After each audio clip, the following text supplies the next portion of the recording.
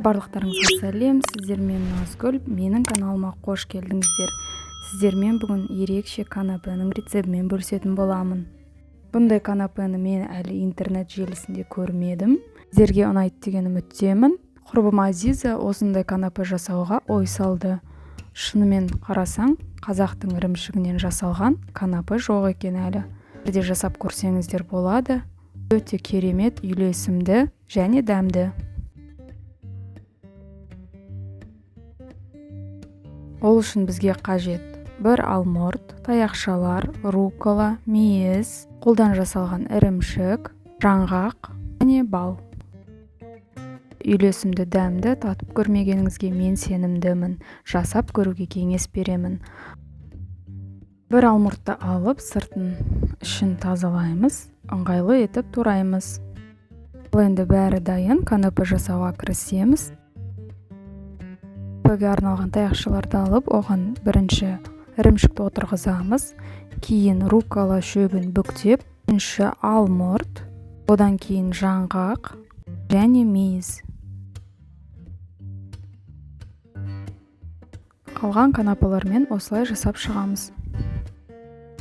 Жұмсақ ірімшік, тәтті алмұрт, қатты жаңғақ және руккола, одан кейін мейіз бәрі бір-бірімен үйлеседі. Тәтті дастарханның керемет нұсқасы.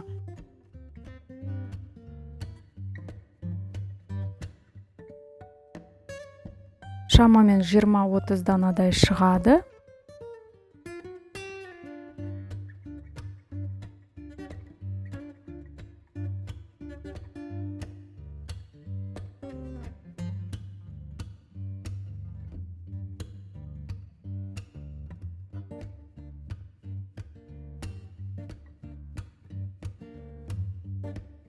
Сонымен қатар менің каналымда үй жағдайында жасалатын ақ ірімшіктің рецебі бар.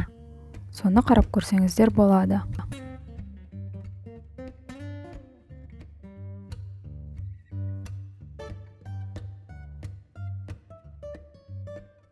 Канапенің барлығын жасап болғаннан кейін әдемілеп ыдысқа орналастырамыз.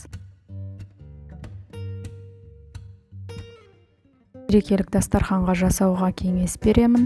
Бұл канапенің үстінен бал құйсаңыздар өте керемет болып шығады. Сіздерге қайдам, бізге өте қатты ұнады.